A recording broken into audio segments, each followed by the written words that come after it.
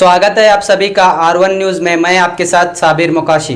ಗೋಷ್ಠಿನ ಕರೆದಿದ್ದೇವೆ. ಒಂದು ನಾನು ಯಾಕೆ ಕರೆದೆ ಅಂತ ಕೇಳಿದ್ರೆ, ಇವತ್ತು ಏನು ಬಿಜೆಪಿಯ ಲೋಕಸಭಾ ಸದಸ್ಯರಾದ ಮತ್ತು ಸ್ಪರ್ಧೆ ಕೂಡ ಮಾಡಿದ್ದಾರೆ. ಅವರು ನಾನು ಇಲ್ಲಿವರೆಗೆ ಕೂಡ ಎಲ್ಲಿ ವ್ಯಕ್ತಿಗತವಾಗಿ ಅವ್ರನ್ನ ಟೀಕೆ ಮಾಡಿರಲಿಲ್ಲ. ಇಲ್ಲಿವರೆಗೆ ಸಾರ್ವಜನಿಕ ಸಭೆಗಳಲ್ಲಾಗಲಿ ಮಾಧ್ಯಮದ ಮುಖಾಂತರ ಎಲ್ಲಿಯೂ ಕೂಡ ಅವ್ರ ಬಗ್ಗೆ ವ್ಯಕ್ತಿಗತವಾಗಿ ಟೀಕೆ ಮಾಡಿರಲಿಲ್ಲ. ಇವತ್ತು 30 ವರ್ಷ ಲೋಕಸಭೆಯಲ್ಲಿದ್ದರು, 3 ಸಲ ಮಂತ್ರಿಗಳಾಗಿದ್ದರು. ಇಷ್ಟಾಗೋದ್ರಿಂದ ದೊಡ್ಡ ವ್ಯಕ್ತಿತ್ವ ಇರ್ತಕ್ಕಂಥವ್ರು ಇಷ್ಟು ಕನಿಷ್ಠ ಮಟ್ಟಕ್ಕೆ ಕೆಳಮಟ್ಟಕ್ಕೆ ಹೋಗ್ತಾರೆ ಅಂತೇಳಿ ನಾನು ಭಾವಿಸ್ಕೊಂಡಿರಲಿಲ್ಲ. ಅವ್ರು ಎಲ್ಲಿಗೆ ಬಂದಾರ ನನ್ನ ಬಗ್ಗೆ ಅಪಪ್ರಚಾರ ಮಾಡಲಿಕ್ಕೆ ಯಾವುದೇ ಹೆಸರಿಲ್ಲ ನನ್ನ ಬಗ್ಗೆ. ಯಾಕಂದ್ರೆ ನಾನು ಸಾರ್ವಜನಿಕ ಜೀವನದಲ್ಲಿ ಅಷ್ಟೊಂದು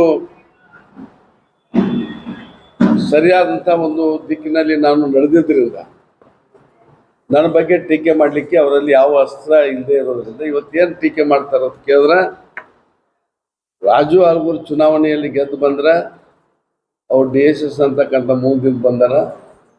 ಅವ್ರಿಗೆ ಈ ಲಿಂಗಾಯತ ಜನರಿಗೆ ತೊಂದರೆ ಆಗ್ತಾ ಇದೆ ಅಂತ ಹೇಳಿ ದಯವಿಟ್ಟು ನಾನು ಇಲ್ಲಿ ಹೇಳಕ್ಕೆ ಬಯಸ್ತಾ ಇದ್ದೇನೆ. ನಾನು ಬಡತನದಿಂದ ಬಂದರೂ ಕೂಡ ಅತ್ಯಂತ ಸುಸಂಸ್ಕೃತ ಕುಟುಂಬದಿಂದ ಬಂದಿದ್ದೇನೆ. ಅತ್ಯಂತ ಸುಸಂಸ್ಕೃತ ಕುಟುಂಬ ನಂದು. ನನ್ನ ತಾಯಿ ತಂದೆ ಸರ್ಕಾರಿ ನೌಕರದಾರರು, ನನ್ನ ತಾಯಿ ಶಿಕ್ಷಕಿ. ನಮ್ಮ ಅಜ್ಜಿ ಬ್ರಿಟಿಷ್ ಕಾಲದಲ್ಲಿ ನಮ್ಮ ಗ್ರಾಮದಲ್ಲಿ ಶಿಕ್ಷಣ ಸಂಸ್ಥೆಯನ್ನು ಹುಟ್ಟಾಕಿ ಮೊದಲನೇ ಸಲ ಸರ್ಕಾರಿ ಶಾಲೆಯನ್ನು ನನ್ನ ಅಜ್ಜಿ ಪ್ರಾರಂಭ ಮಾಡಿದ್ದು. ನಮ್ಮೆಲ್ಲ ಮನೆತನದಲ್ಲಿ ಕೂಡ ಎಲ್ಲರೂ ಕೂಡ ವಿದ್ಯಾವಂತರು, ಸುಶಿಕ್ತರು. ನಾನು ಯಾವುದೇ ಅನಾಗರಿಕ ಅನ್ಕಲ್ಚರ್ಡ್ ಫ್ಯಾಮಿಲಿಯಿಂದ ಬಂದಿರತಕ್ಕವಲ್ಲ. ಯಾರಿಗೆ ಅನಾಗರಿಕತೆ ಇರ್ತದೆ, ಸಂಸ್ಕೃತಿ ಇರೋಂಗಿಲ್ಲ, ಅಂಥವರೆಲ್ಲ ಈ ಕೆಲಸ ಮಾಡ್ತಾ ಇದ್ದಾರೆ.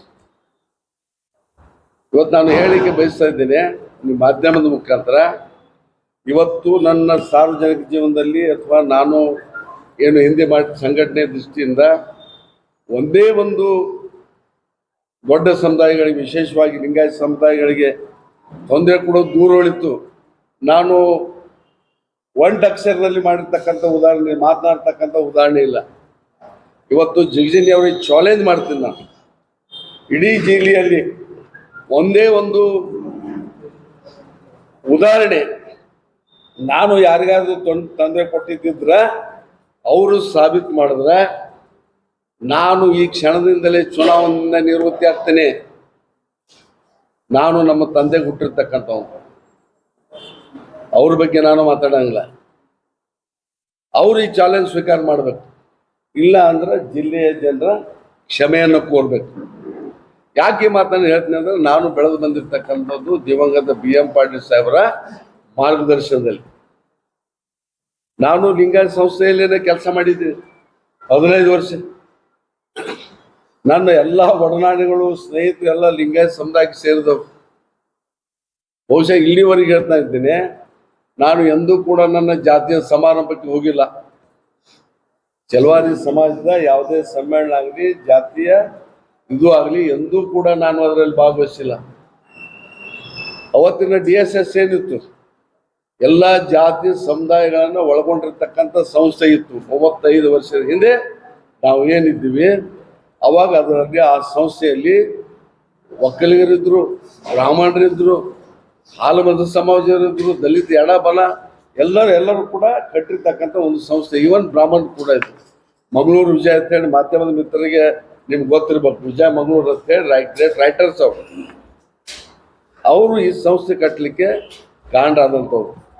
ಎಂದಿಂದ ಎಲ್ಲ ತಹಶೀಲ್ದಾರರು, ಅಸಿಸ್ಟೆಂಟ್ ಕಮಿಷನರ್ ರಾಜೀನಾಮೆ ಕೊಟ್ಟು, ಅನೇಕ ಕಾಲೇಜಿನ ಪ್ರೊಫೆಸರ್ಗಳು, ವಿದ್ಯಾವಂತರು ಎಲ್ಲ ರಾಜೀನಾಮೆ ಕೊಟ್ಟು ಒಂದು ಸಂಘಟನೆ ಬಂದಿದ್ರು. ಆಗಿನ ಕಾಲದಲ್ಲಿ ರೈತ ಸಂಘಟನೆ ಇವೆರಡೂ ಕೂಡ ತಾತ್ವಿಕವಾಗಿ ಪ್ರಬಲವಾಗಿರ್ತಕ್ಕಂಥ ಶಕ್ತಿಗಳಾಗಿದ್ದು. ಅವ್ರು ಯಾರೂ ಕೂಡ ರಾಜಕಾರಣದ ಮನೆ ಬಾಗಿಲಿಗೆ ಹೋಗ್ತಾ ಇರಲಿಲ್ಲ ಅವತ್ತಿನ ಕಾಲದಲ್ಲಿ. ನೀವು ಹೇಳಕ್ಕೆ ಬಯಸ್ತಾ ಇದ್ದೀನಿ. ಆದರೆ ಜಿಗಜಿನಿ ಸಾಹೇಬರು ಇಷ್ಟು ಹತಾಶರಾಗಿ ಈ ಸ್ಟೇಟ್ಮೆಂಟ್ ಕೊಡ್ಲಿಕ್ಕೆ ಪ್ರಾರಂಭ ಮಾಡ್ಯಾರಂದ್ರೆ ಅವ್ರಿಗೆಲ್ಲೋ ನಾನು ಸೋಲ್ತೀನಿ ಅಂತಕ್ಕಂಥ ನೋವು ಕಾಡ್ತಾ ಇದೆ. ಲಿಂಗಾಯತ ಸಮೂಹ ಅವ್ರಿಗೆ ಎಷ್ಟೇ ಗುತ್ತಿಗೆ ಕೊಟ್ಟಿರ್ತಕ್ಕಂಥದ್ದು ನನ್ನನ್ನು ಪ್ರೀತಿಸ್ತಕ್ಕಂಥ ಜನ ಲಕ್ಷಾಂತರ ಜನ ಈ ಜಿಲ್ಲೆಯಲ್ಲಿ ಇದ್ದಾರೆ. ನಾನು ಎಲ್ಲರ ಜೊತೆ ಒಡನಾಟ ಇದೆ, ಸಂಪರ್ಕ ಇದೆ, ಗೆಳೆತನ ಇದೆ, ಸ್ನೇಹ ಇದೆ ಎಲ್ಲರ ಜೊತೆ. ಈಗ ಅವರು ಯಾರು ಎಷ್ಟು ಜನ ಲಿಂಗಾಯತರ ಸಮಾಜಕ್ಕೆ ತೊಂದರೆ ಕೊಟ್ಟಿದ್ದಾರೆ. ಇದೇ ಬಸವನಗೌಡರು ಇವತ್ತು ಅವ್ರ ಪರವಾಗಿ ಪ್ರಚಾರ ಮಾಡ್ತಾ ಇದ್ದಾರಲ್ಲ, ಬಸವನಗೌಡರು ಮುಖ್ಯಮಂತ್ರಿ ಆಗ್ತಕ್ಕಂಥ ಅವಕಾಶಗಳಿದ್ದು ಅದನ್ನ ಯಾರು ತಪ್ಪಿಸಿದ್ರು ಇದೇ ಜಗಜೀನ್ ಅವರಲ್ಲ. ಅವ್ರ ಮೇಲೆ ಬರ್ದಂಗೆ ನೋಡ್ಕೊಂಡಿದ್ದು ಇದೇ ಜಗಜೀನಿಗೆ ಅವರು. ಉದಾಹರಣೆ ಅಪ್ಪಗೌಡರಿಗೆ ಅಲ್ಲಿ ಬಾಗೇವಾಡಿ ಟಿಕೆಟ್ ತಪ್ಪಿಸಿದ್ರು. ಇಲ್ಲಿ ದಯಾಸಾಗರ್ ಎರಡನೇ ಸಲ, ಒಂದ್ಸಲ ಕೊಟ್ಟು ಎರಡನೇ ಸಲ ಟಿಕೆಟ್ ಸಿಗ್ತಕ್ಕಂಥ ಸಂದರ್ಭದಲ್ಲಿ ಅವ್ರ ಟಿಕೆಟ್ ತಪ್ಪಿಸಿದ್ರು. ಇವತ್ತು ರವಿ ಪಾಟೀಲ್, ಇಂಡಿಯನ್ ರವಿ ಪಾಟೀಲ್ ಅವ್ರು ನಮ್ಮ ಜಿಲ್ಲೆ ಬಿಡುವಂತೆ ಅವ್ರಿಗೆ ತೊಂದರೆ ಕೊಟ್ಟು ಇವತ್ತು ನಮ್ಮ ಜಿಲ್ಲೆ ಬರಲಾರ್ದಾಗ ಮಾಡಿದ್ರು. ರಾಜಕಾರಣದಲ್ಲಿ ತೊಂದರೆ ಕೊಟ್ಟರು, ಅವ್ರಿಗೆ ಅಧಿಕಾರ ಸಿಗ್ತಕ್ಕಂಥ ಸಂದರ್ಭದಲ್ಲಿ ತೊಂದರೆ ಕೊಟ್ಟರು, ಅನೇಕ ಜನರಿಗೆ ತೊಂದರೆ ಕೊಟ್ಟಿರ್ತಕ್ಕಂಥವ್ರು ಅವರು. ಆದರೆ ನಾನು ನನ್ನ ಜೀವನದಲ್ಲಿ ಎಲ್ಲಿಯೂ ಕೂಡ ಪ್ರಜ್ಞಾಪೂರ್ವಕವಾಗಿ ಆಗಲಿ ಅಪ್ರಜ್ಞಾಪೂರ್ವಕವಾಗಿ ಒಬ್ಬರಿಗೂ ಕೂಡ ತೊಂದರೆ ಕೊಟ್ಟವನಲ್ಲ.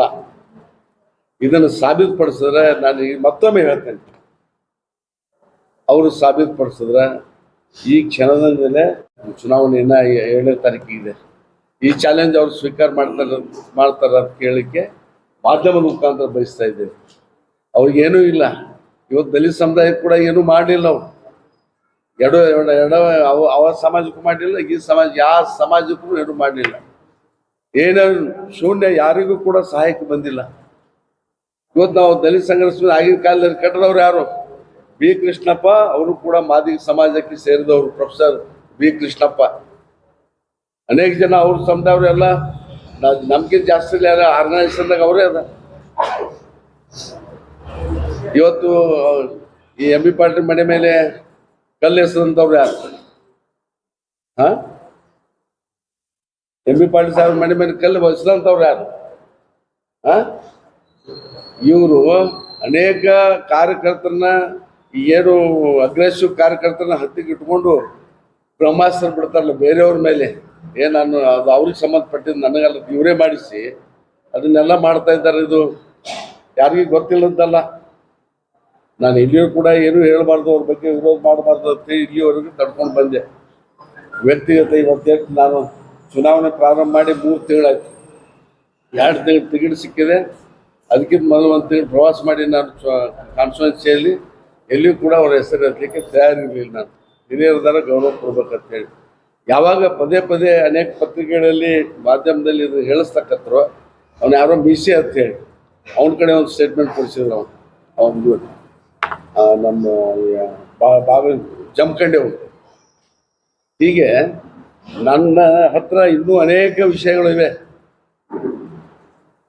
ಅವರ ಜಾಲವನ್ನು ಏನು ಬಿಚ್ಚಿಡ್ಲಕ್ಕೆ ಭಾಳ ವಿಷಯಗಳು ನನ್ನ ಹತ್ರ ಇವೆ. ಅದನ್ನು ನಾನು ಆ ಮಟ್ಟಕ್ಕೆ ನಾನು ಇಳಿಲಿಕ್ಕೆ ತಯಾರಿಲ್ಲ. ಜಿಲ್ಲೆಯ ಜನರ ಪ್ರೀತಿ, ವಿಶ್ವಾಸ, ಅನುಕಂಪದ ಮೇಲೆ, ನಮ್ಮ ಕಾರ್ಯಕ್ರಮದ ಆಧಾರದ ಮೇಲೆ ನಾವು ಮತ ಕೇಳ್ತೀನಿ ವಿನಃ ಇಂಥ ಹೊಲಸು ತಂತ್ರಗಾರಿಕೆ ಮುಖಾಂತರ ನಾನು ಎಂದಿಗೂ ಕೂಡ ಮತ ಕೇಳಲಿಕ್ಕೆ ಬಯಸೋದಿಲ್ಲ. ಅದಕ್ಕಾಗಿ ಈ ಮಾಧ್ಯಮ ಗೋಷ್ಠಿಯನ್ನು ನಾವು ಕರೆದಿದ್ದೇವೆ. ಇಲ್ಲೆಲ್ಲ ಕೂತಿರ್ತಕ್ಕಂಥವ್ರು ಲಿಂಗಾಯತ ಸಮುದಾಯಕ್ಕೆ ಸೇರಿರ್ತಕ್ಕಂಥವ್ರು, ಅನ್ಯಾಯಕ್ಕೆ ಒಳಗಾಗಿರ್ತಕ್ಕಂಥ ರಾಜೇಂದ್ರ ನಾಯ್ಕರು ಇದ್ದಾರೆ, ನಮ್ಮ ಅಧ್ಯಕ್ಷರಿದ್ದಾರೆ, ನಮ್ಮ MR ಪಾಟೀಲ್ ಬಂದಾರ, ಅಶೋಕ್ ಗೌಡ್ರು, ಎಲ್ಲ ಲಿಂಗಾಯತ ಜನ, ಲಿಂಗಾಯತ ಸ್ನೇಹಿತರಿದ್ದಾರೆ. ಆ ಮಸಡಿ ಹೋದ್ರೆ ನನ್ನ ಜೊತೆ 15 ವರ್ಷ ಕೆಲಸ ಮಾಡಿದವ್ರು, ಲಿಂಗಾಯತ ಸಮಾಜ ಸೇರಿದವ್ರು. 15 ವರ್ಷ ನಾನು BLD ಸಂಸ್ಥೆಯಲ್ಲಿ ಲೆಕ್ಚರ್ ಆಗಿ ಕೆಲಸ ಮಾಡಿದ್ದೆ. ಎಲ್ಲಿಯೂ ಕೂಡ ನಾನು ಕನಸು ಮನಸ್ಸಿನಲ್ಲಿ ಗೊತ್ತಿರೋ ವಿಚಾರ ಅವರು ಇವತ್ತು ಹೇಳ್ತಾ ಇದ್ದಾರೆ. ಇವತ್ತು ಯಾರ್ಯಾರಿಗೆ ಅನ್ಯಾಯ ಮಾಡ್ಯಾರ ಅನ್ನೋದು ನಿಮಗೆಲ್ಲ ಬಿಚ್ಚಿಟ್ಟಿದ್ದೀನಿ. ಇನ್ನೂ ಅನೇಕ ಜನರಿಗೆ ಅನ್ಯಾಯ ಮಾಡ್ಯಾರ. ಇಲ್ಲೇ ಅನ್ಯಾಯಕ್ಕೆ ಹೋಗಂತ ಇಲ್ಲ, MR ಪಾಟೀಲ್ ಕೂತಾರೆ ಇಲ್ಲಿ. ಅದಕ್ಕಾಗಿ ಹೇಳ್ತಾ ಇದ್ದೀನಿ, ಅವರು ತಮ್ಮ ಮಟ್ಟಕ್ಕೆ ತಾವೇ ಭಾಳ ಇಂಥ ಸ್ಟೇಟ್ಮೆಂಟ್ ಕೊಡೋದ್ರ ಮುಖಾಂತರ, ಹೇಳಿಕೆಗಳನ್ನು ಕೊಡಿಸೋದ್ರ ಮುಖಾಂತರ ನನಗೆ ಒಂದು ಎಲ್ಲ ಸಮುದಾಯದ ಮತ ಬರ್ತಾವೆ ಲಿಂಗಾಯತ ಸಮುದಾಯ ತಿಳ್ಕೊಂಡಿದ್ರೆ ಅದು ಶಬ್ದಶಃ ತಪ್ಪು. ಯಾಕಂದ್ರೆ ಲಿಂಗಾಯತ ಸಮುದಾಯ ಕೂಡ ಅನೇಕ ಸಮುದಾಯಗಳು ಕಾಂಗ್ರೆಸ್ ಪ್ರೀತಿಸ್ತಕ್ಕಂಥ ಸಮುದಾಯಗಳಿವೆ, ನಮ್ಮನ್ನು ಪ್ರೀತಿಸ್ತಕ್ಕಂಥ ಸಮುದಾಯವಿವೆ. ಇವತ್ತು ಚುನಾವಣೆ ನಿಲ್ಲೋ ಪೂರ್ವದಲ್ಲಿ ನನಗೆ ಹೆಚ್ಚು ಪ್ರೋತ್ಸಾಹ ಕೊಟ್ಟವರು, ನೀವು ನಿಲ್ಲಬೇಕು, ಚುನಾವಣೆ ಆಗ್ತಾ ಇತ್ತು ಅಂತ ಹೇಳಿದವರು ಯಾರು ನನ್ನ ಕಮ್ಯುನಿಟಿ ಅವ್ರು ಹೇಳಿಲ್ಲ, ಎಲ್ಲ ಲಿಂಗಾಯತ ಸಮಾಜದವ್ರು ಹೇಳಿ. ನನಗೆ ಪ್ರೋತ್ಸಾಹ ಕೊಟ್ಟಿರ್ತಕ್ಕಂಥ. ನಾನು ಎಲ್ಲಿ ಚಿಲ್ಲರೆ ರಾಜಕಾರಣ ಮಾಡಿಲ್ಲ. ನಾನು ಒಂದು ವಿಚಾರಧಾರೆಯಲ್ಲಿ ಬೆಳೆದು ಬಂದಿದ್ದಿಲ್ಲ. ಮತ್ತೊಮ್ಮೆ ಹೇಳ್ತೇನೆ, ಇವತ್ತಿಗೂ ಕೂಡ ನನ್ನ ಸ್ವಜಾತಿಯ ಸಮಾರಂಭಗಳಿಗೆ ಅಂತೂ ಕೂಡ ಹೋಗಿದ್ದು ನಾನು. ಏನು ಮೀಟಿಂಗ್ ಮಾಡ್ತಾರೋ ಅವರೆಲ್ಲ, ಇವ್ರೇನು ಮಾಡ್ತಾ ಇದ್ರು, ಇವರೆಲ್ಲ ಎಷ್ಟು ಸಭೆಗಳಲ್ಲಿ ಭಾಗವಹಿಸಿದ್ರು, ಏನೇನು ಮಾತಾಡ್ಯಾರ ಅವೆಲ್ಲ ನಾನು ಇಲ್ಲಿ ಹೇಳಲಿಕ್ಕೆ ಬಯಸೋದಿಲ್ಲ. ಇಷ್ಟು ಮಾತ್ರ ಹೇಳ್ತೀನಿ, ಅವರು ಮಾಡಿರ್ತಕ್ಕಂಥದ್ದು ಅಕ್ಷಮ್ಯ ಅಪರಾಧ. ನಾನು ಮಾಡಿರ್ತಕ್ಕಂಥ ಸವಾಲನ್ನು ಸ್ವೀಕಾರ ಮಾಡಿ ಅವರು ಪ್ರೂವ್ ಮಾಡಿದ್ರೆ, 2 ದಿವಸ ಪ್ರೂವ್ ಮಾಡಿದ್ರೆ ದಾಖಲೆ ಸಮೇತವಾಗಿ ನಾನು ಚುನಾವಣೆ ಕಣದಿಂದ ನಿವೃತ್ತಿ ಆಗ್ತೇನೆ.